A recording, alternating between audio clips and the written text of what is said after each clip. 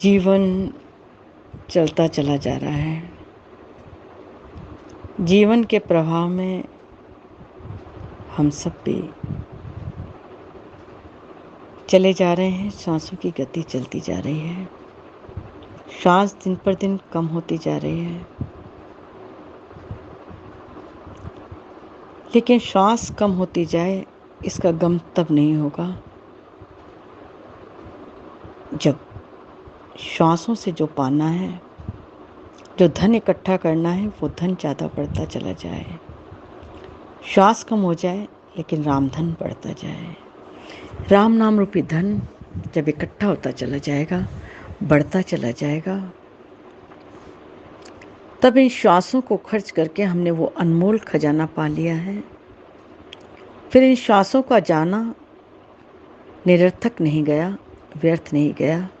ये श्वासें वो सब कुछ दे गई जो इनसे पाया जा सकता था, बल्कि इन श्वासों ने अपना होना सार्थक कर दिया। हम सब उस प्रभु को धन्यवाद दे रहे हैं क्योंकि उस प्रभु ने इन श्वासों को वो गति दे दी।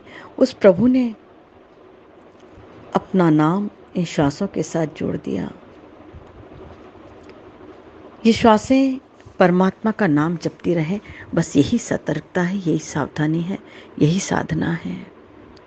क्योंकि संसार को विस्मृत तभी किया जा सकता है जब परमात्मा की स्मृति रहे। हमारे पास दो बहुत बड़ी गुण हैं, दो बहुत बड़ी शक्ति परमात्मा ने स्मृति और विस्मृति की दी है। स्मृति वो वस्तु है, स्मृति वो एक कला है जो कहीं भी रहे, अगर हमें स्मृति हो आती है तो हम पुनः उस जगह वहाँ मौजूद हो जाते हैं जहाँ हमारी स्मृति रहती है। स्मरण बहुत सुंदर चीज़ है। स्मरण में वो ताकत है कि हमारे मरण को सुधार सकती है। इसलिए स्मृति हमारी बहुत बड़ी दिव्य गुण है, दिव्य कला है। पर स्मृति किसकी हो ये विशेष रूप से ध्यान रखना है। स्मृति लब्ध्वा नष्टो मोह स्मृति लब्ध्वा। पूरा गीता का ज्ञान सुनने के बाद भी अर्जुन ने यही कहा था, मेरा मोह नष्ट हो गया है और मुझे मेरी स्मृति लौट आई है। तो हम भी हमारी स्मृति में, हमारी स्मृति किसकी रहे? स्मृति संसार के पुत्र परिवार की, संसार की वस्तुओं की, संसार में के क्रियाकलापों की अगर स्मृति रही तो यही स्मृति बहुत बड़ी दुख का कारण बन जाएगी। लेकिन जैसे ही प्रभु की स्मृति होती है, ये हमारे अंदर बहुत बड़ा एक गुण है कि एक समय में एक स्मृति रहती है। अगर बहुत अच्छी तरह से एक स्मृति रहेगी तो दूसरी चीज तुरंत विस्मरण हो जाएगी, विस्मृति हो जाती है। और परमात्मा की स्मृति तो ऐसा अद्भुत नाम है, ऐसी परमात्मा की स्मृति में ऐसी अद्भुत शक्ति है कि उसके स्मरण आते ही वो अपना धीरे धीरे एक छत्र राज्य कर लेती है। लेकिन वो स्मृति हमारी बुद्धि में निरंतर बनी रहे, हमारी यही सावधानी है, यही सतर्कता है। क्योंकि संसार का भव सागर इतना विचित्र है, इतना जटिल है कि इसमें संसार की स्मृति ज़्यादा रहती है। अब ये करना है, अब यहाँ जाना है, अब ये। और सबसे पहले अगर किसी चीज़ का काट करता है मनुष्य तो परमात्मा की स्मृति, परमात्मा के कार्य का काट करता है। लेकिन भक्त वो है जो संसार के कार्यों को करना भी पड़े तो हर चीज में उन्हें दूसरा, तीसरा, चौथा, पांचवा, अंत में संसार के कार्यों को करे, प्राथमिकता परमात्मा के कार्यों की दे, परमात्मा के स्मरण की दे। धीरे धीरे स्मृति बुद्धि में बनी रहेगी, लेकिन बुद्धि में स्मृति हमेशा बनी रहे, इसके लिए बहुत जरूरी है कि उस स्मृति को सतत बनाए रखने के लिए हमें अपना प्रारंभिक समय, हमें अपने जीवन का जो उदय काल होता है, जीवन का उदय काल होता है, जब सवेरे से हम अपने जीवन की शुरुआत करते हैं। रोज हमारा जीवन एक नया जीवन है। रोज रात को हम इसी तरह सोचें कि आज रात को हमारी मृत्यु हो गई है, और दूसरे दिन जब उठें तो आज नया दिन प्रभु ने दिया है, नया सवेरा दिया है।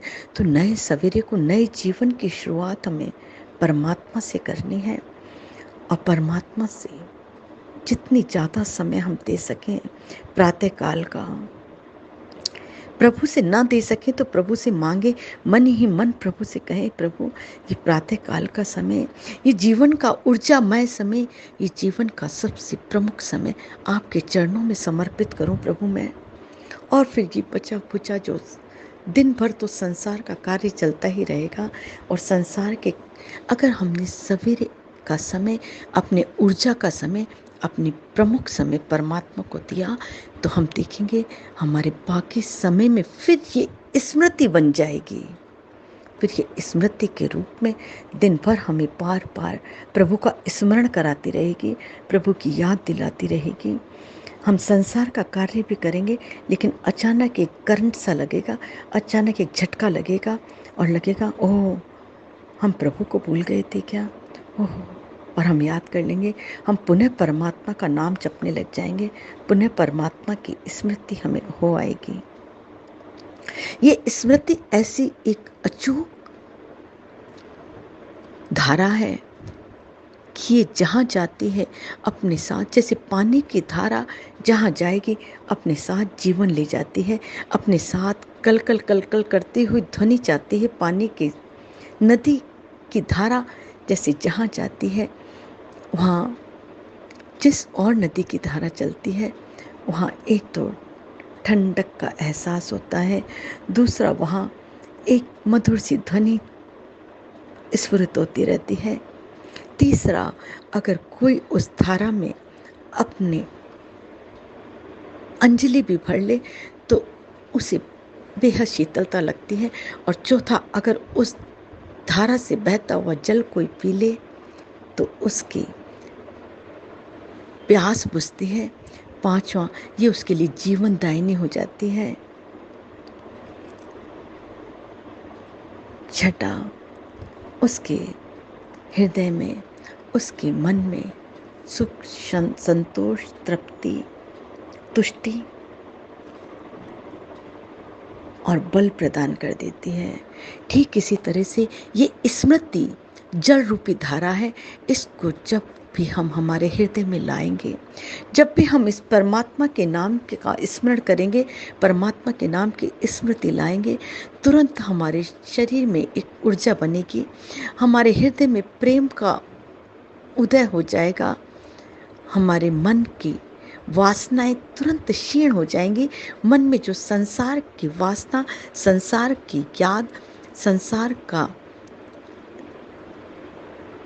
सुख दुख, इनसे परे हमें ये परमात्मा की स्मृति ले जाएगी, और हम एक अलौकिक आनंद में, एक अलौकिक प्रकाश में, एक अलौकिक ज्ञान में हम खो जाते हैं। तो ये स्मृति बहुत जीवन का एक आवश्यक तत्व है हमारे पास। लेकिन इस स्मृति को अगर ये स्मृति अगर परमात्मा की है तब तो जीवन में सुख ही सुख और आनंद ही आनंद है। लेकिन यही स्मृति अगर संसार की है तो ये बहुत दुखदाई, बहुत कष्टप्रद और बहुत जटिल, और इस भाव रूपी संसार में डुबोने वाली हो जाती है। ये स्मृति दोनों रूप धारण कर सकती है। स्मृति जब ईश्वर से जुड़ जाती है तो मृति कर देती है, ये संसार का मरण कर देती है, संसार की विस्मृति कर देती है। लेकिन यही समृति अगर संसार की स्मृति हो जाए तो ये परमात्मा का स्मृति, फिर ये परमात्मा का विस्मरण, ये परमात्मा का मरण, परमात्मा को भुला देना, परमात्मा की तरफ से ध्यान हटा देती है, फिर ये पूरा का पूरा संसार की तरफ ले जाती है। इसलिए हमारी स्मृति परमात्मा में रहे, हमारा ध्यान परमात्मा में रहे, हमारा मन परमात्मा में रहे। इसके लिए बहुत सरल तरीका, स्वयं परमात्मा के मुख से, स्वयं परमात्मा ने अपने मुखार विंद से नवदा भक्ति के रूप में शबरी माता को दिया था। वो माता शबरी को परमात्मा ने वो नवदा भक्ति गाई, गीतों के रूप में नवदा भक्ति, ये नवदा भक्ति परमात्मा के मुख से निकली हुई भक्ति का गान है। और भगवत गीता भी श्री कृष्ण के मुख से निकला हुआ गीत है, और नवदा भक्ति श्री राम जी के मुखार विंद से निकला हुआ गीत है। ये दोनों जीवन में अगर उतर जाए, ये दोनों अगर जीवन में एक निष्ठ होकर हमारे जीवन में आ जाए, नवदा भक्ति में से राम कहते हैं जिसके जीवन में एक भी भक्ति आ जाती है तो वो पूरी की पूरी यात्रा नवदा भक्ति की तरफ ले जाती है।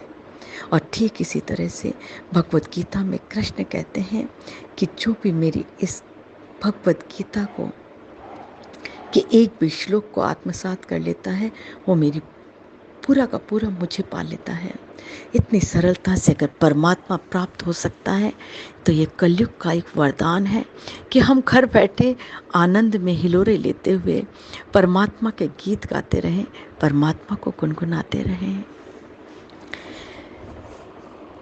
राम शबरी मैया से कह रहे हैं, प्रथम भक्ति संतन कर संगा, दूसरी रति मम कथा प्रसंगा।